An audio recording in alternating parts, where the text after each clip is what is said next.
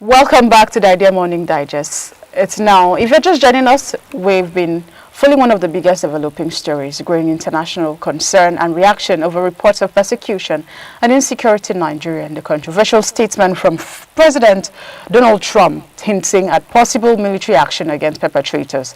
It has triggered a wave of reactions from Nigerians at home and abroad, from political figures to private citizens, all pointing to one central issue: Nigeria's security and the rising concern about how the world perceives our internal crisis.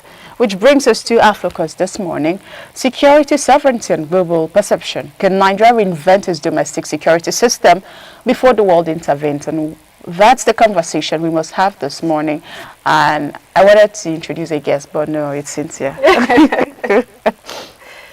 Cynthia, beyond the rhetoric, beyond the politics, what does this moment teach us about reforming Nigeria's security system? There's a whole lot of question that comes to mind if you've been following the story, if you've been seeing the lifeless bodies of people, of children, of pregnant women, of boys. Nobody is actually exempted. Everybody is just going down. We've seen videos of people crying out for help. Don't you think that this call out from Donald Trump is coming from a place of aid? I mean, look at the people who are crying out. Most of them said, Donald Trump, come to our rescue. They actually called him, because I'm here thinking that these people relied on the system that they know, they relied on the government that they know, and because nothing could be done, they had to seek help outside. It's like a person who is drowning. All of you sank in the same boat. Are you not supposed to float and find a way to get help? Sure. What do you think? I think beyond, we are very aware of Nigeria's security, concerns and security issues. Very, very much aware.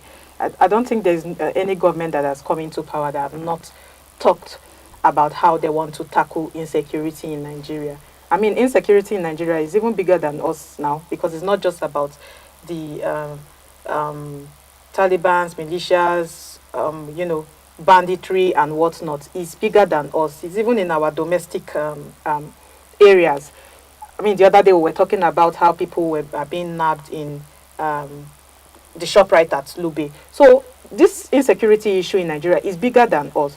But I feel like this crisis of where we are particularly concerned is when a partner nation like the US publicly argues that it might use force inside another nation's border. That is what borders mean now. Yes, that is what, because, I mean, you fail to stop attacks. There are other civic ways, there are other civil ways rather, that other diplomatic ways. What he's saying is that, what they are saying is that they want to deploy their troops to face the terrorists. First of all, it was Ministry of Defense. How do they call it? Defense whatever. And he changed it to Ministry of War. That's where that's the first problem with this. From Ministry of Defense, President Trump changed it to Ministry of War. Okay, why is it from Ministry of Defense to Ministry of War? And then you are now employing all your appropriation committee team to, yeah. I mean, if we read, there's this particular comment I want to share. Not this one that is in circulation the most. And it says, this is from President Donald Trump X. If the Nigerian government continues to allow the killing of Christians, the USA will immediately stop all aid and assistance to Nigeria and may very well go into that now disgraced country, guns are blazing, in quotes, to completely wipe out the Islamists. That's now disgraceful country, number one. Immediate assistance, and all of those things. I hereby instruct our Department of War to prepare for possible action. If we attack, it will be best, vicious, and sweet, just like the terrorists and thugs attack our cherished Christians. Warning, the Nigerian government. Yes, this is a call to action. Yes, this is a beautiful step towards ensuring there is peace all over the world. But then, is security issues all over the world? Are there security issues and concerns all over the world, even including the US? Yes, there is. What should we use to tackle this issue? A more civil and diplomatic approach.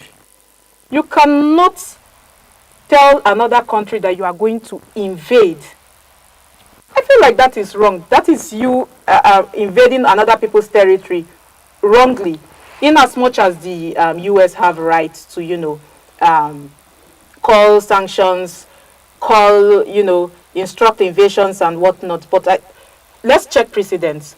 How many countries, Afghanistan, there's Libya, how many of these countries, there's more of them, I cannot begin to mention all of them, how many of these countries that the USA have invaded have turned out well? I mean, let's check all of these things. I think I'll start with that. Let me concise my thoughts. Okay. Cynthia, it's very disturbing with the news that we are seeing today. I don't know how I felt since the weekend when all of this broke out. And a lot of people are saying that, yes, let them come in. Since we're not able to protect our people, since the government of Nigeria was not able to protect the territory, then let them come in. Have we not been clamoring for help since? Because, I mean, if you think about it, they've been sending us funds to buy arms, to buy equipment for war. So if they can come in and now neutralize I'm even thinking, if you people really want to help without any agenda, then go to Sambisa first, neutralize the problem there, fix the problem and go. It saves us billions of naira. It saves Nigerians billions of naira. But what I do not know is, I am not sure that the US would come in without an extra plan, without an agenda. But if there's no agenda and they are really willing to help, then go to Sambisa Forest. Which he clearly stated. Go to Sambisa Forest. And they are coming to invade. And he's already testing war. Because this thing we are thinking that is like play. All of us like this. It will touch everybody. It will touch everybody. Actually. I was speaking to somebody yesterday, and I mean, you can't guess. So everybody have taken their own stance on it. I see so many Nigerians on the internet. They were happy about it's it. It's frustration. Like, you cannot allow, no matter how your country is, you cannot allow an external body to come and put a name on your country. One, it is very wrong. If we contest the legitimacy of his statement, it is very, very wrong.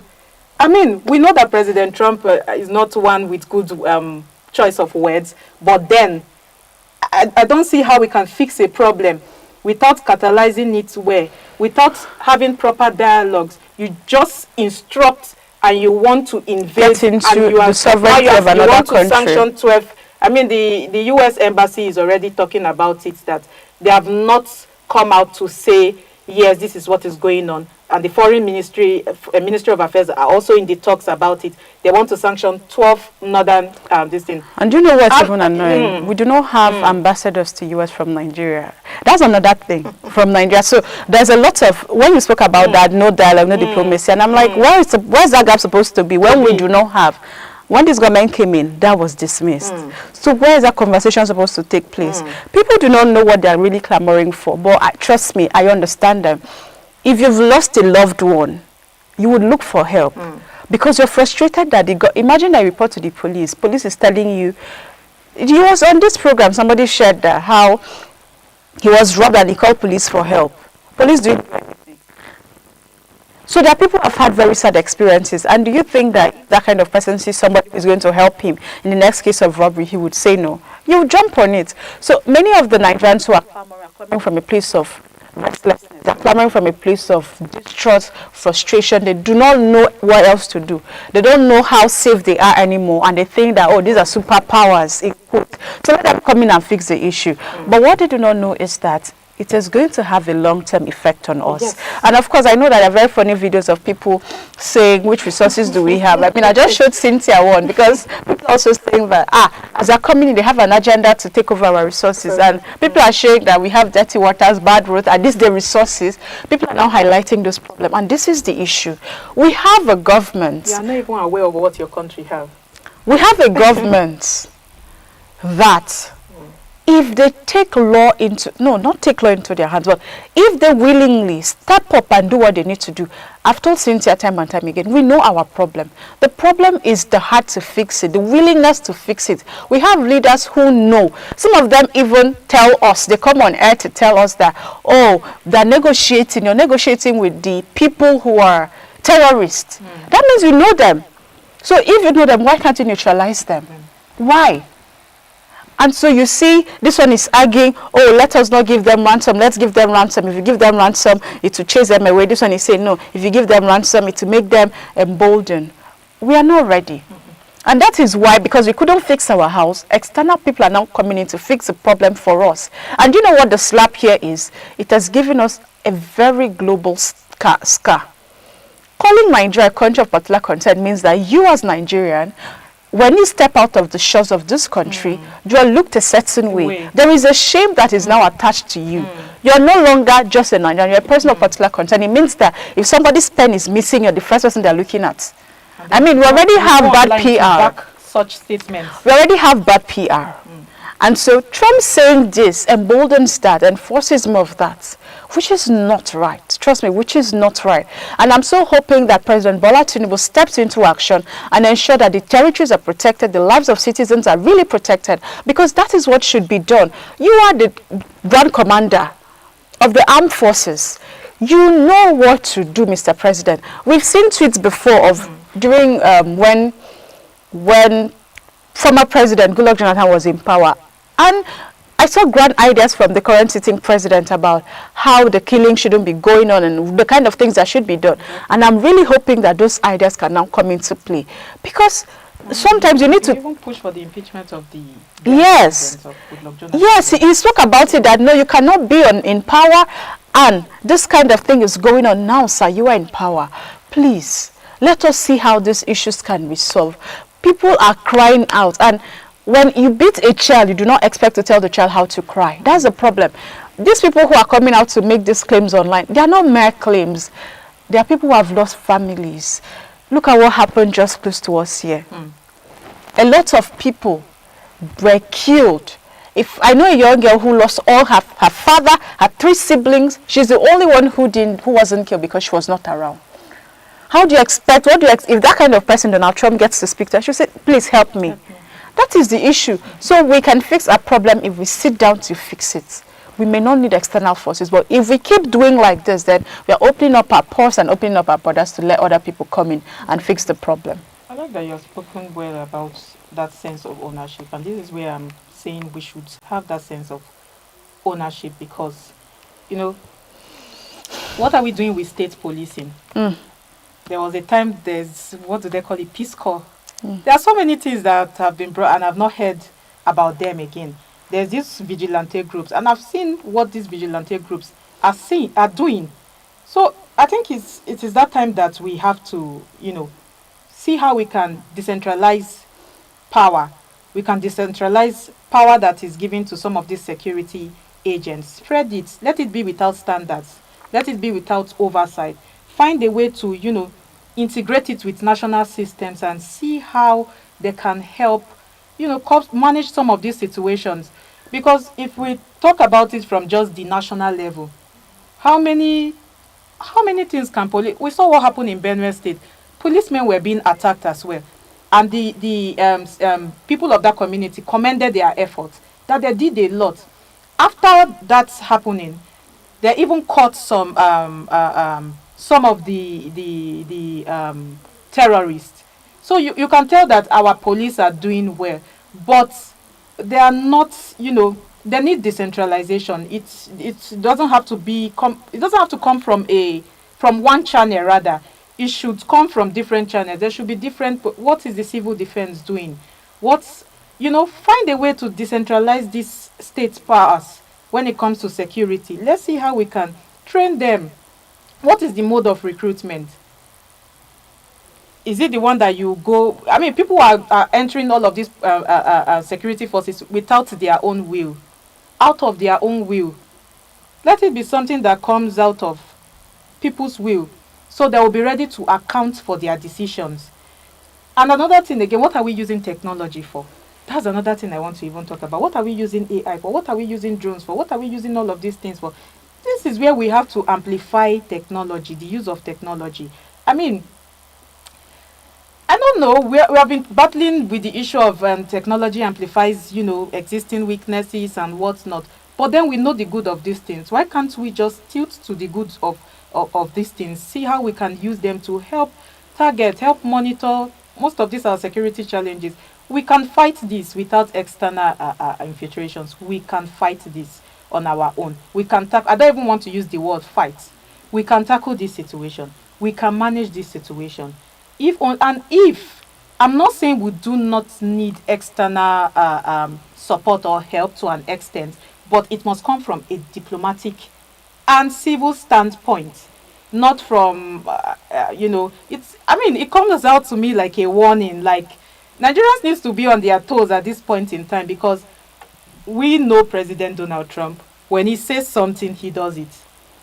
We are seeing that with tariff. We are seeing what he's doing. I mean, we're seeing the attacks with China these days of all of those chips, and how he's banning NVIDIA. I mean, China is having they are having, but let's take example from China. I want Nigerians to take example from China. China's problem is peculiar to ours before, but now where is China? China is self-sufficient at this point in time. When the US brings tariff, this is not me saying there should be a negative fight or something, but when the US brings tariff, when you bring this, China brings this. China doubles it. So I think we should learn how to be self-sufficient and fight this matter. We are capable of fighting this or handling this matter on our own. Cynthia, add your closing words as well. Yes, we are capable of handling this matter on our own. Cynthia said we are capable, and I join force with, or my voice with Cynthia to say that Nigeria is capable of fixing the problem. So as citizens, I need you to understand that you have a big role to play, whether it's through community vigilance or demanding accountability from your leaders. Okay, do that. And of course, we'd love to hear from you. What do you think?